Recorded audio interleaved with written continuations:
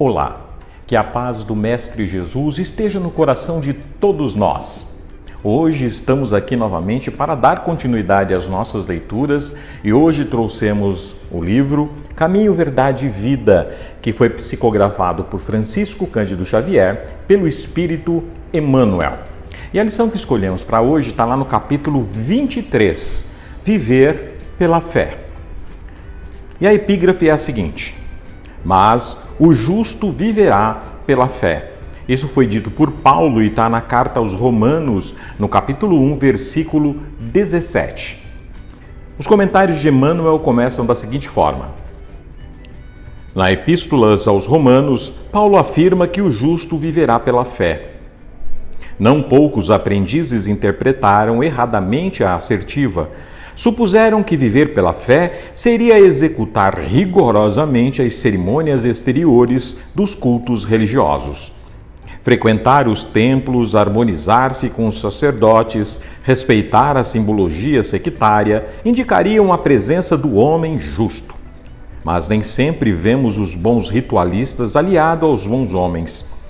E antes de tudo, é necessário ser criatura de Deus em todas as circunstâncias da existência. Paulo de Tarso queria dizer que o justo será sempre fiel, viverá de modo invariável na verdadeira fidelidade ao Pai que estás no céu. Os dias são ridentes e tranquilos? Tenhamos boa memória e não desdenhemos a moderação.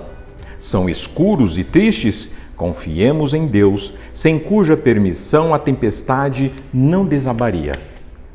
Veio o abandono do mundo? O Pai jamais nos abandona. Chegaram as enfermidades, os desenganos, a ingratidão e a morte. Eles são todos bons amigos, por trazerem até nós a oportunidade de sermos justos, de vivermos pela fé, segundo as disposições sagradas do cristianismo. Essa leitura é bastante interessante, pois o momento em que nós vivemos comprova exatamente o que Paulo quis dizer. Nós hoje, no último ano, ou pelo menos nos últimos 10 meses, tivemos que ficar isolados. Precisamos deixar de frequentar os nossos templos, os nossos locais de oração. Tivemos a possibilidade de vivenciarmos o Evangelho nos nossos lares, provar a nossa fé fora do ambiente próprio das igrejas, dos locais de rituais, dos locais de adoração. E, da mesma forma, Deus permaneceu ao nosso lado.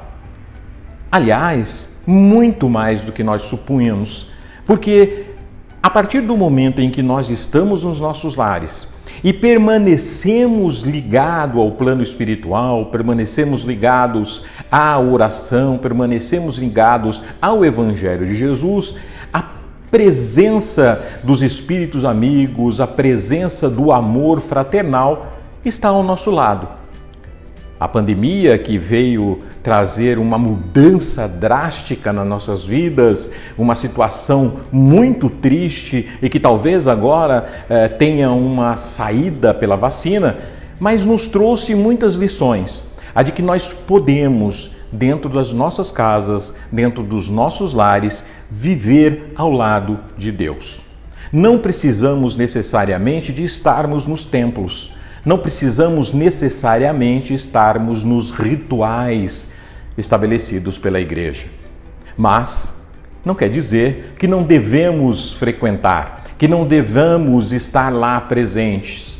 E assim que a pandemia se extinguir, e assim que conseguirmos todos a vacina e que poderemos estar nas ruas, poderemos frequentar os nossos centros de religião, nós poderemos ainda mais respeitar esse local, da mesma forma como respeitamos o templo do nosso lar.